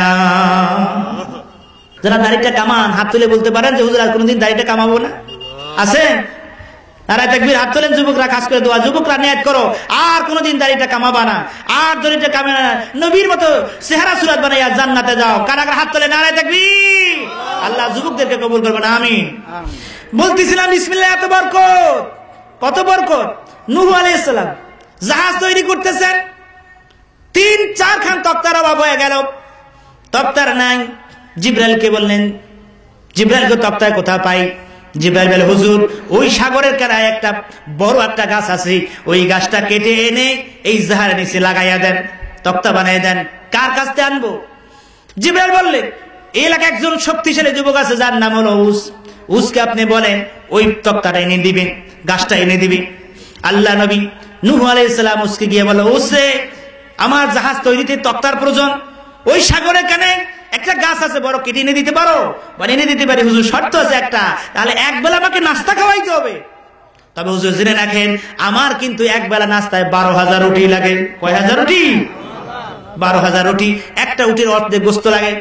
হুজুর বললেন, নবী বললেন, দেব, ঠিক আছে যাও। উস গিয়ে গাছটা কেটে নিয়ে আসলেন। আনার পরে আল্লাহর পয়গম্বর নূহ আলাইহিস সালামকে বলে, হুজুর আমার নাস্তা দেন। হযরত নূহ আলাইহিস সালাম মাত্র 3 খানা রুটি দিলেন। কয়খানা রুটি দিলে? লাগে কত? 12,000। নূহ বললেন, আল্লাহর পয়গম্বর, আপনি তো বলছেন আমাকে নাস্তা খাওয়াইবেন। হ্যাঁ বলছি তো নাস্তা খাওয়াবো। আপনি তো জানেন আমার 12,000 রুটি লাগে, কিন্তু মাত্র 3 খানা রুটি কি আমার পেটে তো কোনায় ভরবে না? আল্লাহর পয়গম্বর নূহ আলাইহিস সালাম বলেন, বাবা উস, আমি একটু দোয়া শিখাই, এরকম দোয়াটা পড়িতে পাঠাও। পড়েন, বলেন। বলেন, বিসমিল্লাহির রহমানির রহিম। এবার বিসমিল্লাহির রহমানির বলে উস খানা খাওয়া শুরু করলে। উস বলেন, 1 খান রুটি খাইলাম, পেটটা ভরে গেল। সুবহানাল্লাহ বলে। আল্লাহর পয়গম্বর নূহ আলাইহিস সালাম বলেন, আবার আরো তো দিকে আছে, খাও। কষ্ট করে আধা গান খাইলেন, 1.5টা খাওয়ার পর বললেন, হুজুর আমার আর পেটে জাগা না। তাহলে বিসমিল্লাহর আমল আমরা করতে চাই কি চাই না? মনে থাকবে সব সময় সর্বকালে খাবার আগে বিসমিল্লাহ মনে থাকবে তো? সবার মনে থাকবে? বন্ধুরা আমার, এবার আসেন সূরা ফাতিহা। আল্লাহ আমাদের কি শেখায়? এই পৃথিবী সুন্দর, গাছ সুন্দর, চন্দ্র সুন্দর, সূর্য সুন্দর, আসমান সুন্দর, গাছে পাতা কত সুন্দর, নদীর পানি কত সুন্দর, সরকার রাস্তাঘাট করে আমরা সরকারের প্রশংসা করি, খেতে ফসল ভালো আমরা সার ঔষধের প্রশংসা করি, চাঁদনি আলো কত সুন্দর, চাঁদের প্রশংসা করি, কত সুন্দর আল্লাহ সূর্য তৈরি করেছেন, আসমান তৈরি করেছেন, সূর্যের আসমানের প্রশংসা করি, কিন্তু প্রশংসা পাওয়ার অধিকারী কে জোরে বলেন? এই জন্য আমার আল্লাহ শিখেছে, বান্দা পড়ো পড়ো আলহামদুলিল্লাহি রাব্বিল আলামিন। সমস্ত প্রশংসা বিশ্ব জগতের প্রতিপালক আল্লাহ তাআলার প্রতি। ভালো থাকেন, যে অবস্থায় থাকেন, সুস্থ থাকেন, যে অবস্থায় থাকেন, বিপদে থাকেন, যে অবস্থায় থাকেন, অসুস্থ হয়, যে অবস্থায় থাকেন, যে হালে থাকেন, প্রশংসা আলহামদুলিল্লাহ বলতে হবে আল্লাহ। ঠিক কিনা বলে? আমার আল্লাহ বলে, লাইন শাকারতুম লাযিদান্নাকুম, যদি বান্দা প্রশংসা করো, শুকর আদায় করে, আমি তোমাদের নিয়ামত বাড়িয়ে দেব। রাজ্য সাম্রাজ্যের মালিক কে? ধনী বানাইবার মালিক কে? গরিব বানাইবার মালিক কে? কুলিল্লাহুম্মা মালিকাল মুলক, আল্লাহ বলে রাজ্যের মালিক আমি, সাম্রাজ্যের মালিক আমি, যাকে ইচ্ছা আমি রাজ্য দান করি, যাকে ইচ্ছা রাজ্য ছিনিয়ে দেই, যাকে ইচ্ছা আমি অপরিমিত রিজিক দান করি, যাকে ইচ্ছা আমি মিকিমি দান করি। ওয়াল্লাহু খায়রুর রাযিকিন, আল্লাহ বলে আমি হলাম উত্তম রিজিক দাতা। ওয়া মা মিন দাব্বাতিন ফিল আরদি ইল্লা আলাল্লাহি রিজকুহা, পৃথিবীর এমন কোন প্রাণী নাই যেই প্রাণীর রিজিকের দায়িত্ব আমার আল্লাহর কাছে নাই। অর্থাৎ তামাম সৃষ্টি জগতের সমস্ত প্রাণীর রিজিকের দায়িত্ব কার কাছে? জোরে বলেন আল্লাহ। আল্লাহর কাছে। কার কাছে? হযরত সুলাইমান পয়গম্বর জায়নামাজ বিছায়া নদীর কিনারে নামাজ পড়তেছেন, এমন সময় তিনি লক্ষ্য করলেন একটা পিপিলিকা, ওই পিপিলিকা যাচ্ছে কচি গাছের পাতা তার মুখে। নামাজ শেষ করলেন, এমনি সময় আবার দেখেন ওই পিপিলিকা খালি মুখে যায়। সুলাইমান আলাইহিস সালাম গাছের সঙ্গে কথা বলতেন, সুলাইমান আলাইহিস সালাম মাছের সঙ্গে কথা বলতে পারতেন, সুলাইমান আলাইহিস সালাম জিনদের কথা বলতেন, জিনদের সাথে কথা বলতেন, জিনদের কথা বুঝতেন, পিপিলিকার সঙ্গে কথা বলতেন, পিপিলিকার কথা আল্লাহর পয়গম্বর সুলাইমান আলাইহিস সালাম বুঝতেন। তাই পিপিলিকাকে প্রশ্ন, ও পিপিলিকা, দেখলাম কচি গাছের পাতা নিয়ে জানি কোথায় যাচ্ছ? এখন দেখি খালি হাতে, খালি মুখে যাও, কোথায় গিয়েছিলা, কি করলে আমার কাছে খুলে বলো। পিপিলিকা বলে, আল্লাহর পয়গম্বর সুলাইমান নবী গো, আল্লাহ তাআলা আমাকে হুকুম করছেন ওই গাছের কচি পাতা কাটতে আনার জন্য। নদীর পানি পর্যন্ত আমি পৌঁছাই দিয়েছি, নদীর তীরে একটা ব্যাঙ বেশি ছিল, ওই ব্যাঙের মুখে দিয়ে দিছি। এই নদীর তলুদেশে, সমর্থ তলুদেশে, এই সমুদ্রের তলুদেশে ছোট্ট একটা প্রাণী, অন্ধ, চোখ নাই, ক্ষুধার জ্বালা নাই, ক্ষুধার কারণে কান্দে আর বলে, আল্লাহ গো আমার ক্ষুধা পেয়েছে আর আমি একটু গাছের কচি পাতা খাইতে চাই।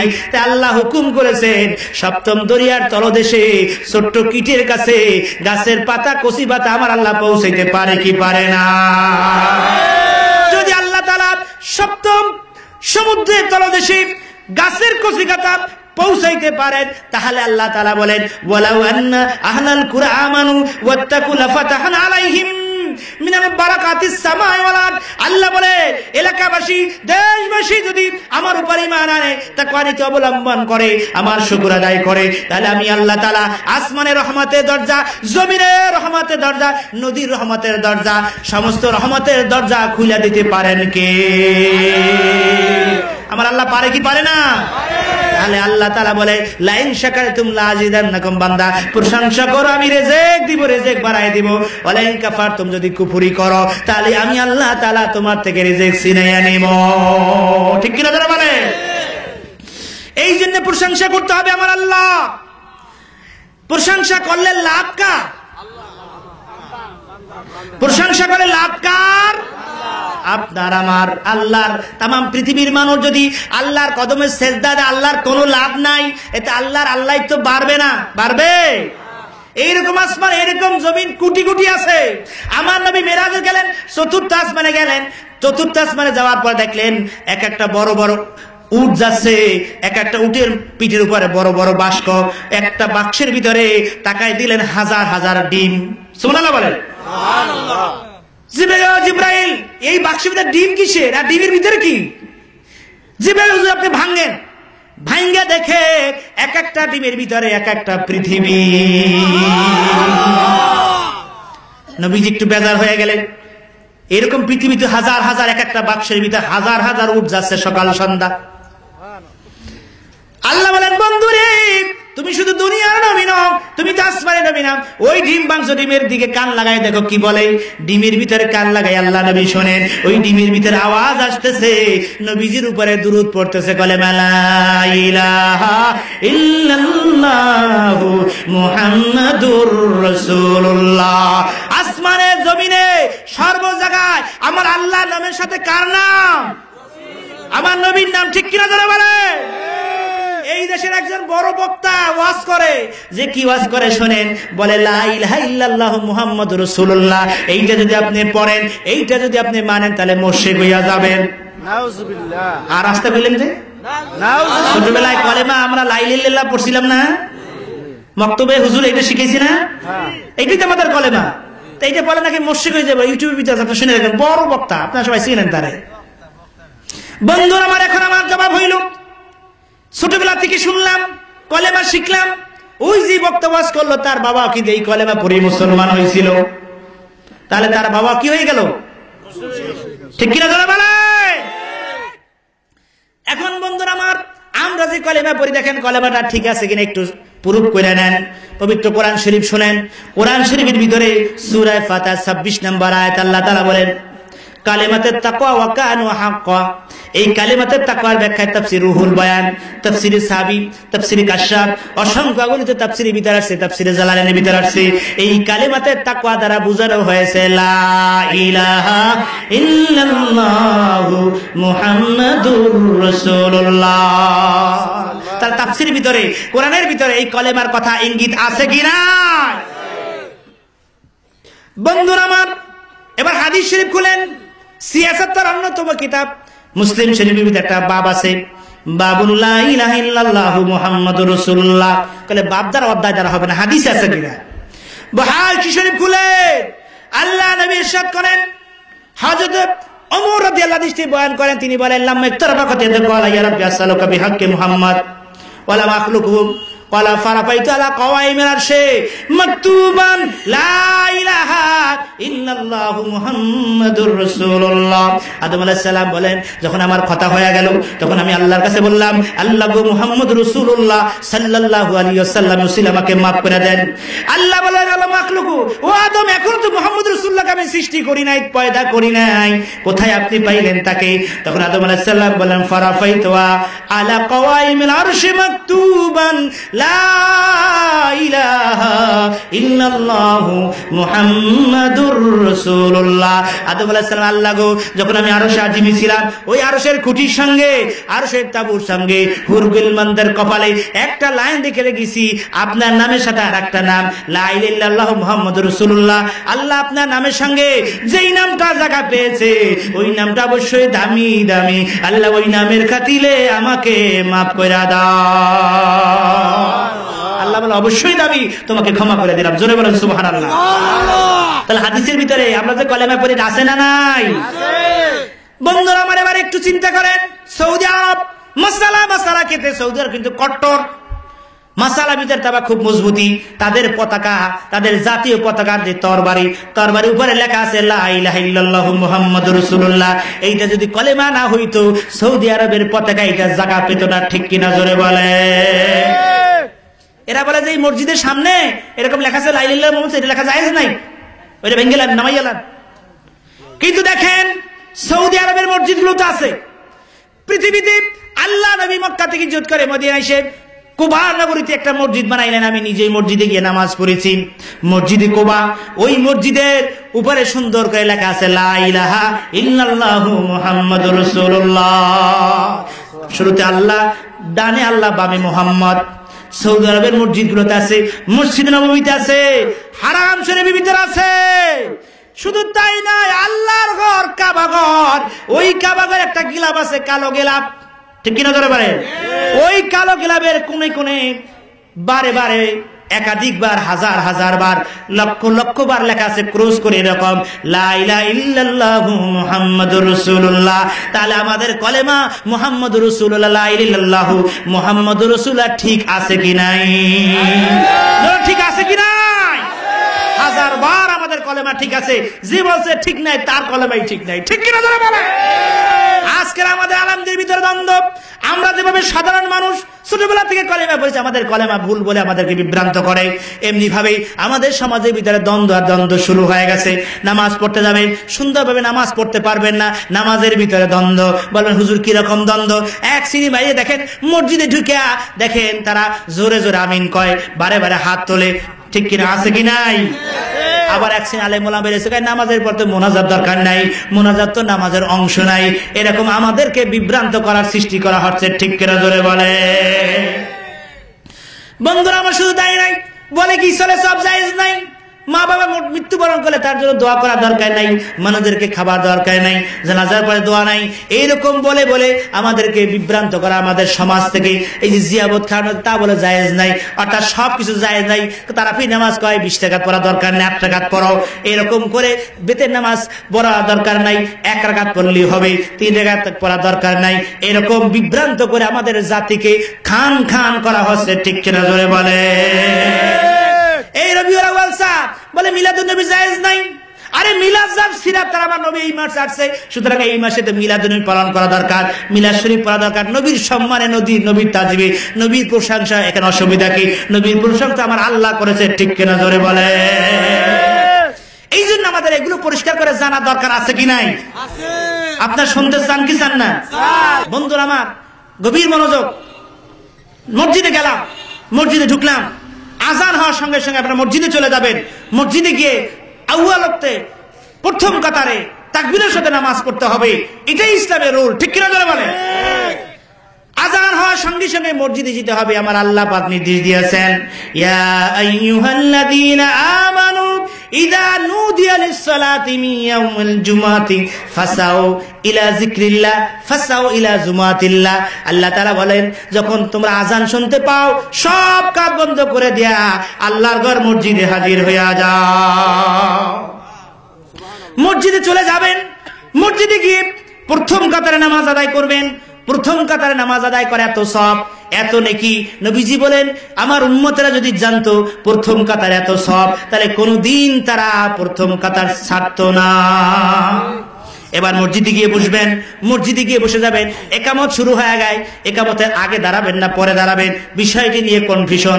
এক শ্রেণী মানুষেরা আগে একামতের আগে দাঁড়ায়, আবার এক শ্রেণী মানুষ পরে দাঁড়ায় একামত হাইয়া আলাস সালার সময়। ঠিক কিনা বলা পারে? এখন আসলে ফতুয়াটা কি, মাসালাটা কি? বাংলাদেশের ফতুয়াগুলো হলেন ফতুয়া রহমানিয়া, ফতুয়া আহসানে, ফতুয়া তরিক ইসলাম সহ ফতুয়া স্বামী, ফতুয়া আলমগিরি। এগুলো বাদ দিয়ে আপনি হাদিস শরীফে যাই। হাদিস শরীফে কি আছে? আবু দাউদ শরীফ খুলেন, হযরত কাতাদা রাদিয়াল্লাহু তাআলা আনহু বলেন, আন্নান নবী সাল্লাল্লাহু আলাইহি ওয়াসাল্লাম ইযা উকিমাতুস সালাত ফালা তাকুমু হাত্তা তারাউনি কদ খরাজ। আল্লাহ নবী ইরশাদ করেন, ইযা উকিমাতুস সালাত, যখন ইকামত দেওয়া হয়, ফালা তাকুমু, তোমরা দাঁড়াইবে না, হাত্তা তারাউনি, যতক্ষণ পর্যন্ত আমি নবীকে না দেখো। এই হাদিসটা কিতাবুস সালাত মিশকাতের ভিতরে আছে। তাহলে হাদিসে বোঝা গেল আল্লাহ নবী বলছেন একামত যখন দেওয়া হয় তোমরা দাঁড়াইবে না আমি নবীকে না দেখা পর্যন্ত। কথা ঠিক কিনা বলেন? তাহলে হাদিসের একটু ব্যাখ্যা আছে, নবীজি কখন আসতেন, কখন দাঁড়াইতেন। ব্যাখ্যা গ্রন্থ উমদাতুল কারী শরঈ আইনি, বুখারী শরীফের ব্যাখ্যা গ্রন্থ শরঈ আইনি। দেখেন শরঈ আইনির ভিতরে আছে, আল্লাহ নবীর সাহাবী মসজিদ নববীর মুয়াজ্জিন হযরত বিলাল রাদিয়াল্লাহু তাআলা আযান দিয়ে দিতেন, ইকামত দিয়ে দিতেন। ইকামতে যখন হাইয়া আলাস সালাহ বলতেন, আল্লাহ নবীর মসজিদ নববীর মিহরাব এবং আল্লাহ নবীর হুজরাত কাছাকাছি ছিল। ওই হুজরাত থেকে বের হয়ে সঙ্গে সঙ্গে আল্লাহ নবী মিহরাবে চলে আসতেন, আর আল্লাহ নবীকে দেখে সমস্ত সাহাবা কেরাম দাঁড়ায় দিতেন। ব্যাখ্যা গ্রন্থ উমদাতুল কারী থেকে শোনাচ্ছি, বুখারী শরীফের সবচেয়ে বড় ব্যাখ্যা গ্রন্থ, নির্ভরযোগ্য সঠিক ব্যাখ্যা গ্রন্থের ভিতরে আছে। এই জন্য আমাদের মাযহাবের ইমাম আবু হানিফা রাহমাতুল্লাহ আলাইহি ফতোয়া দিলেন একামতে কখন দাঁড়াবে, আর তার ফতোয়া রেকর্ড করা হলো ফতোয়া আলমগীর ভিতরে প্রথম খণ্ড 157 পৃষ্ঠার ভিতরে। ইমাম আবু হানিফা রাহমাতুল্লাহ আলাইহি বলে, ইজা দাখালা রাজুলিন ইকামতে ইকরাউলু ইনতাজারা কায়মা ওয়ালাকি ইয়াকুদু। ইমাম হানিফা রাহমাতুল্লাহ আলাইহি বলেন, ইজা দাখালা রাজুলু, যখন কোন ব্যক্তি মসজিদে প্রবেশ করে, ইনদা ইকামতে, ইকামতের পূর্বে, ইকরাউলু, দাঁড়িয়ে থাকা দ্বারা মাকরু, ওয়ালাকি ইয়াকুদু, বরং সে বসে যাবে। ইয়াকুলু মুয়াজ্জিন হাইয়া আলাস সালাহ, মুয়াজ্জিন যখন হাইয়া আলাস সালাহ বলবে, তখন ইমাম ও মুয়াজ্জিন সকলে দাঁড়াবে। জোরে বলেন সুবহানাল্লাহ। এই ফতোয়া রয়েছে, ফতোয়া হেদায়ের ভিতরে আছে, শরঈ ফিকহের ভিতরে আছে, নুলানার ভিতরে আছে এই ফতোয়া। সুতরাং এটাই হলো ফতোয়া। একামতে যদি জামাত বেশি বড় হয়, মুসল্লিদের সংখ্যা বেশি হয়, আগে সবাই দাঁড়িয়ে কাতারটা ঠিক করে নেবেন, এরপরে বসে যাবেন। একামতে যখন হাইয়া আলাস সালাহ বলবে, ইমাম ও মুক্তাদি সকলে দাঁড়াবে। এটার উপরে ফতোয়া। এখন মানে না না মানে এটা আপনাদের ইচ্ছা, ঠিক কিনা জোরে বলে। এবার আসেন মসজিদের ভিতরে নামাজ শুরু করলাম। নামাজের ভিতরে দেখা যায় দ্বন্দ্ব। বলে কি দ্বন্দ্ব? যে নামাজে অনেকে হাত তোলে এই বুক পর্যন্ত, কাঁধ পর্যন্ত, অনেকে বুক পর্যন্ত, কাঁধ পর্যন্ত, অনেকে কান পর্যন্ত, ঠিক কিনা বলে? হাত কোন পর্যন্ত তুলতে হবে? সুন্দর হাদিসে আল্লাহ নবী বলে দিয়েছেন। হযরত বারা ইবনে আযিব রাদিয়াল্লাহু তাআলা আনহু বলেন, হাদিসটি তাহাবী শরীফের ভিতরে আছে, প্রথম খণ্ড 144 পৃষ্ঠার ভিতরে সুন্দর করে সেখানে বলা হয়েছে, আল্লাহ নবী সাহাবী হযরত বারা ইবনে আযিব বলেন, আল্লাহ নবী ইরশাদ করেন, ইজা কানাতিতা সালাতে রাফা ইয়াদাইহি বাহামাইন উযুনাইন। আল্লাহ নবী ইরশাদ করেন, ইজা কানাতিতা সালাত, যখন তুমি নামাজ শুরু করো, তখন তুমি বাহামাইন উযুনাইন, তোমার এই বৃদ্ধাঙ্গুল কান পর্যন্ত উঠাও। কোন পর্যন্ত? বাকি আঙ্গুলগুলো থাকবে কিবলামুখী, কান পর্যন্ত, কান সোয়া। ইবহামাইন উযুনাইন, ইবহামান বলা বৃদ্ধাঙ্গুলকে, উযুনাইন বলা হয় এই কান। উযুন অর্থ কি? কান। কান পর্যন্ত হাত তুলতে হবে। তাই এরকম তোলে, এরকম তোলে, এটা হবে না। বন্ধুরা আমার, কঠিন সমস্যা। এক শ্রেণীর ভাইরা মসজিদে দেখি বুকের উপর হাত বাঁধে, আবার আর এক শ্রেণীর মানুষ নাভির নিচে হাত বাঁধে, ঠিক কিনা তারা বলে? আপনাদের যে আসে, আপনাদের সে আসছে, ঢাকা শহরে তো খুব বিপদে আসি। এ ভাই, তুমি বুকের উপর হাত বাঁধো কেন? মা বোনরা বুকের উপর হাত বাঁধে, মা বোনরা বুকের উপর হাত বাঁধে কেন? মা বোনদের শরীরের কাঠামো আমাদের মতো শরীরের কাঠামো একরকম না। সুতরাং নবীজি বলছেন মা বোনদেরকে লক্ষ্য করে, মহিলাদেরকে লক্ষ্য করে বলছেন, মা বোনরা তোমরা হাত বাঁধবা বুকের উপরে, পুরুষরা হাত বাঁধবা নাভির নিচে। এটাই হলো ফতোয়া। এবার তার হাদিসে কি আছে? হাদিস শরীফ আবু দাউদ শরীফ, হযরত আলী রাদিয়াল্লাহু তাআলা আনহু বলেন, ক্বালা আন্না নবী সাল্লাল্লাহু আলাইহি ওয়াসাল্লাম মিন সুন্নতি ওয়াদুল কাফাইহি ইলা কাফাইহি তাতা সুরতে। হযরত আলী রাদিয়াল্লাহু তাআলা আনহু বলেন, নবীজির আমল ছিল এটাই, এক হাত দিয়ে ডান হাত দিয়ে বাম হাত ধরতেন, তাতা সুরতে, নবীর নিচে হাত বাঁধতে। কোথায় হাত বাঁধতে হবে? জোরে বলেন কোথায়? নাভির নিচে হাত বাঁধতে পুরুষরা। এইটা শুধু আমার নবীর অভ্যাস না। বাবা যখন ছেলেকে নসিহত করে, তখন বলে, বাবা তোমার দাদা এইরকম 5 ওয়াক্ত নামাজে মসজিদে যাইতো, তোমার দাদা ওয়াজ মাহফিলে যাইতো, তোমার নানাকে দেখেছি সকালবেলা কোরআন শরীফ পড়তে। বাবা ছেলেকে নসিহত করে, তার দাদার কথা বলে, তার নানার কথা বলে, তোমার ওস্তাদ তোমার পীর এই আমল করে, তুমি বাবা এটা করো, ঠিক কিনা বলে? এই জন্য আমার নবী দেখেন কত সুন্দর করে বুঝাচ্ছেন উম্মতদেরকে, উম্মতেরা রে, হাত কোথায় বাঁধবা? এই হাত যে আমি নাভির নিচে বাঁধি, নবী জীবন, এটা আমার শুধু উম্মত নয়, পূর্বে সব নবীরা এই আমল করতে। হাদিস আসছে, আন আবি হুরায়রা রাদিয়াল্লাহু তাআলা আনহু ক্বাল ক্বাল রাসূলুল্লাহ সাল্লাল্লাহু আলাইহি সাল্লাম সালাসাতু মিন আখলাফিন নবুওয়াতি তাদিলিত তাকরিসুর ওয়াদুলিমনা আল উসরা তাতাসুরতি। আল্লাহ নবী বলে, পূর্বে নবীরা 3টা আমল করত।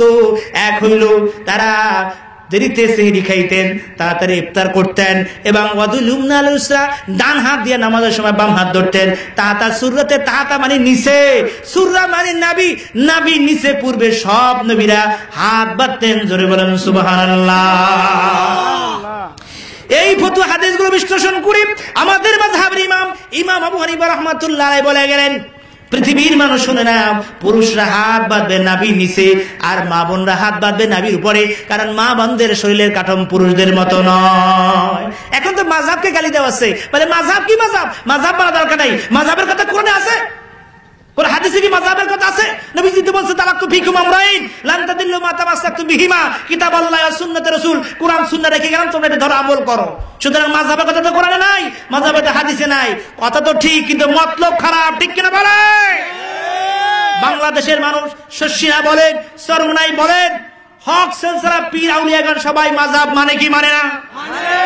আপনারা জানেন শশিনার শরীফে মাহফিলের সময় চরমনাইয়ের পিসে হুজুরের ভাইরা সারা গিয়ে মাহফিলে গিয়ে শরীক হয়েছে, দোয়া নিয়েছে, ঠিক কিনা বলে? আবার চরমনাই মাহফিলের শশীনার বছর শশীনার প্রিন্সিপাল হুজুর ছাত্র হিজবুল্লাহর সভাপতি এরকম আলেম ওলামা চরমনাইতে গেছে।